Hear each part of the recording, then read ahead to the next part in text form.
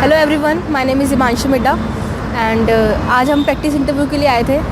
ये इंटरव्यू मेरे को बहुत मैं इस इंटरव्यू में सेकंड राउंड तक गई।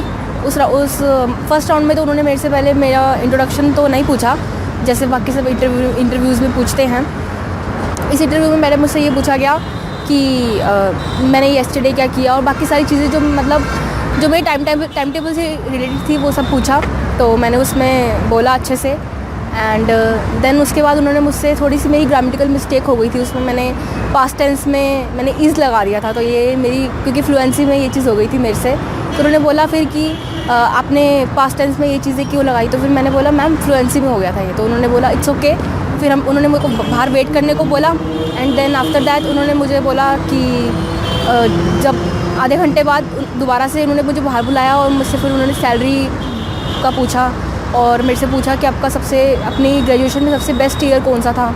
मैंने बताया अपना प्रैक्टिस इंटरव्यू आपको कैसे हेल्प करता है? ये हेल्प मेरे को इसलिए कर रहा है क्योंकि इससे एक तो मेरा कॉन्फिडेंस लेवल बिल्डअप हो रहा है। दूसरा मेरी इंग्लिश मेरे को पता चल रहा है कि मेरी इंग्लिश में कहाँ पर मेरी फ्लुएंसी नहीं है और कहाँ पर मेरे को अपने इम्प्रूव करना है। और साथ साथ ये पता चलता है कि मैं किस तरह से अपने आप को इतना बिल्डअप करूँ कि मैं किसी भी इंटरव्यू में अटकूँ ना।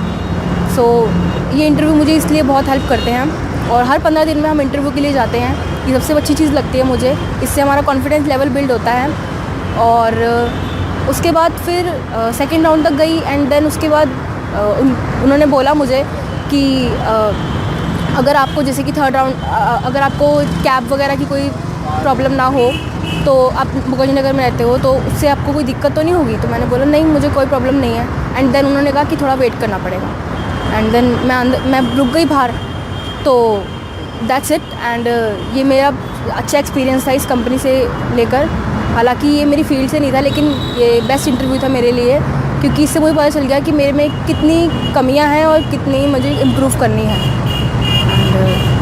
ये बहुत अच्छी चीज़ लगती है मुझे कि हर 15 दिन में मेरे को आना पड़ता, मतलब हर 15 दिन में एक इंटरव्यू होता है।